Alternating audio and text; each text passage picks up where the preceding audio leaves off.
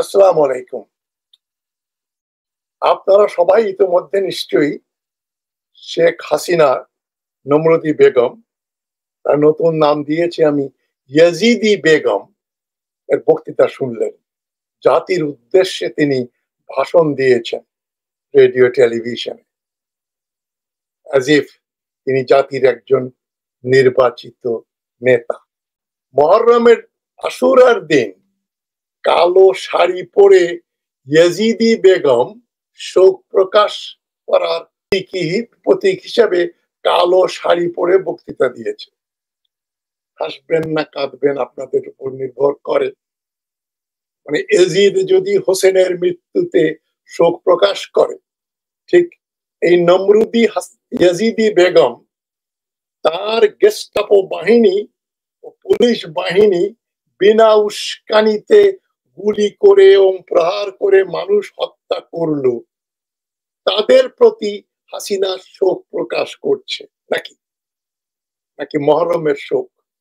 যেটাই করে থাকুক, আজকের আলোচনার সবচাইতে গুরুত্বপূর্ণ দিক হলো, হাসিনার বক্তৃতা নিয়েও আমি কথা বলবো, তবে সবচাইতে গুরুত্বপূর্ণ ব্যাপারটা কেউ এখনো বলেনি, সেটা আমি আপনাদের সামনে চোখে আঙ্গুল দিয়ে দেখিয়ে দিচ্ছি।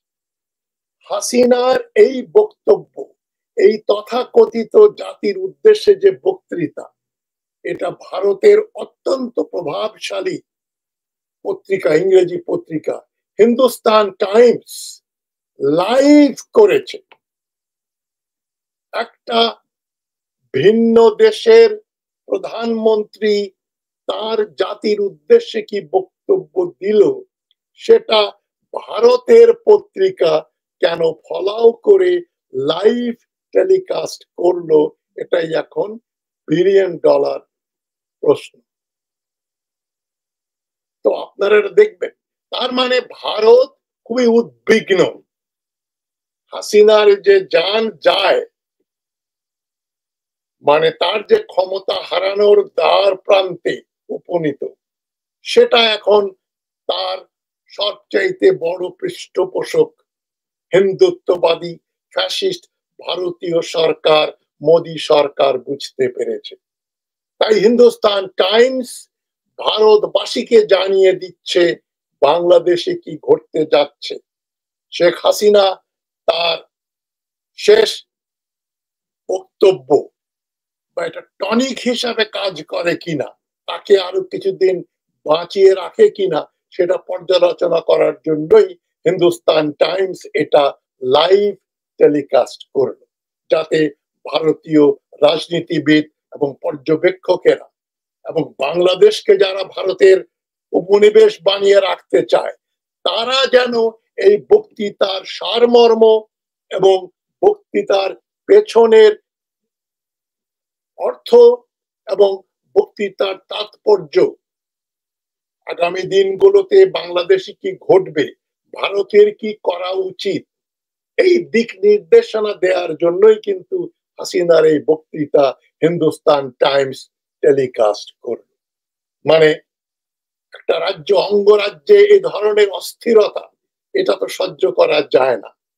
গতকাল ভারতীয় আরেকটা নাম করা মিডিয়া আউটলেট ওয়ান্টেজ মোটামুটি প্রগ্রেসিভ, ওয়ান্টেজে বাংলাদেশের উপর প্রায় 5 মিনিট ব্যাপী একটা প্রোগ্রাম করেছে। হাসিনা যে এই কোটা বিরোধীদের রাজাকার বলেছে এবং কোটা বিরোধীরা স্লোগান দিয়েছে আমরা সবাই রাজাকার, এবং তার আসল দিকটা তুলে ধরে ভান্টাজ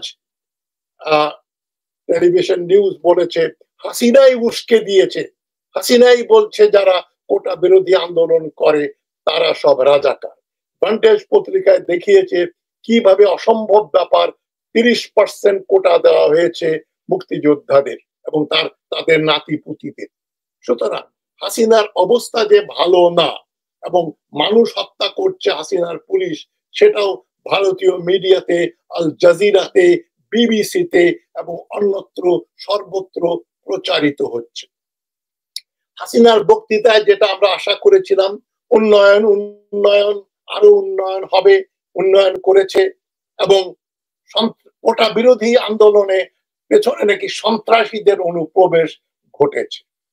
তারা এখন নিজেদের বাঁচানোর জন্য 2018-তে হাসিনা বলল তার সরকার কোটা তুলে দেয়। সুপ্রিম কোর্ট নতুন করে কোটা চালু করেছে, তাতে সরকারের কি করণীয়? হাসিনা যে রাগ করে কোটা তুলে দেয় সেটা বলল না। মানে আপনারা জানেন, প্রধানমন্ত্রী হিসাবে যখন কেউ শপথ গ্রহণ করে বাংলাদেশে, সেখানে একটা লাইন আছে, রাগ, অনুরাগ বা বিদ্বেষের বশবর্তী হয়ে আমি কিছু করব না বলে তিনি শপথ নেন।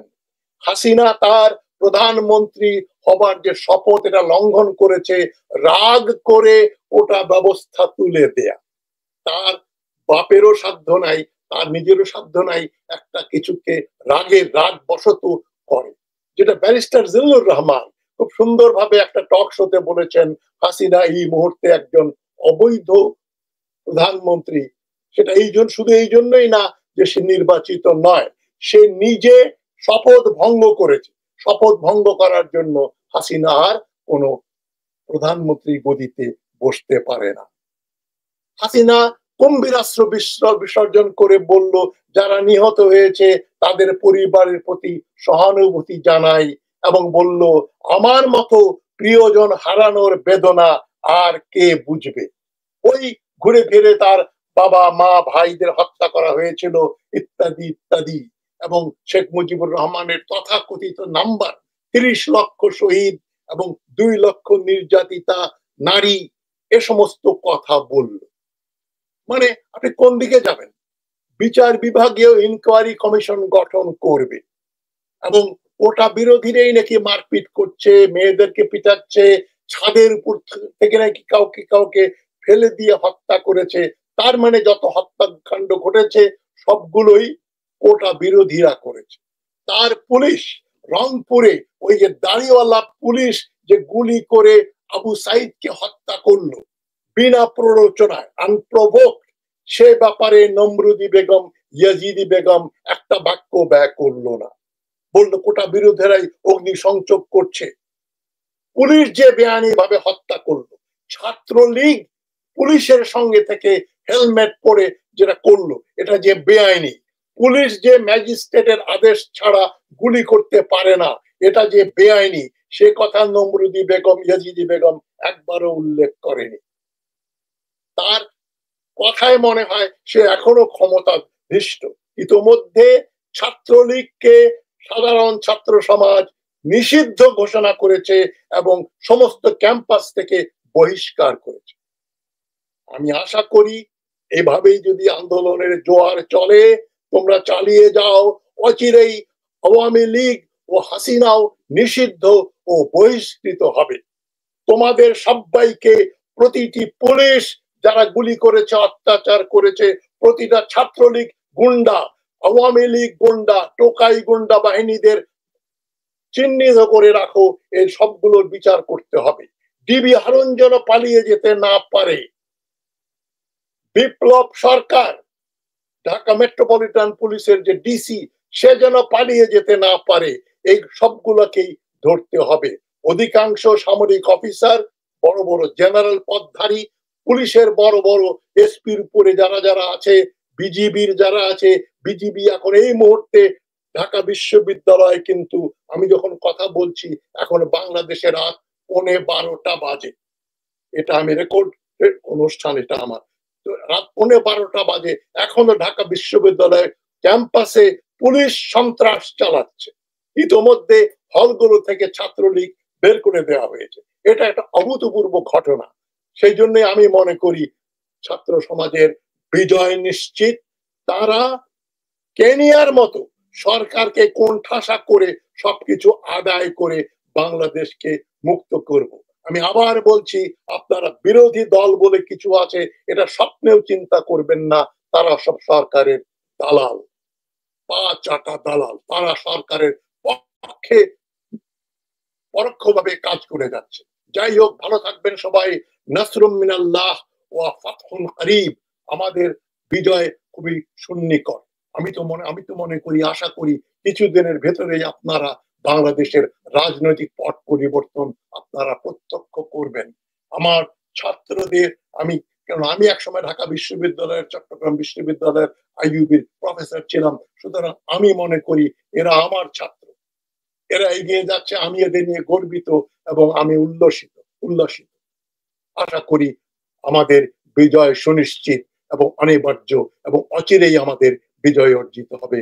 ভালো থাকবেন সবাই, সবাইকে সংগ্রামী অভিনন্দন। জনতাকে বলছি আপনারা ছাত্রদের সঙ্গে নামেন, বুদ্ধিজীবী, মধ্যবিত্ত, নিম্নবিত্ত, কৃষক, শ্রমিক, রিক্সাওয়ালা সবাইকে একসঙ্গে এক প্ল্যাটফর্মে আনতে হবে। এক দাবি, হাসিনা তুই কবে যাবি বলে ঝাঁপিয়ে পড়েন, বিজয় আমাদের সুনিশ্চিত। ভালো থাকবেন সবাই। আসসালামু আলাইকুম।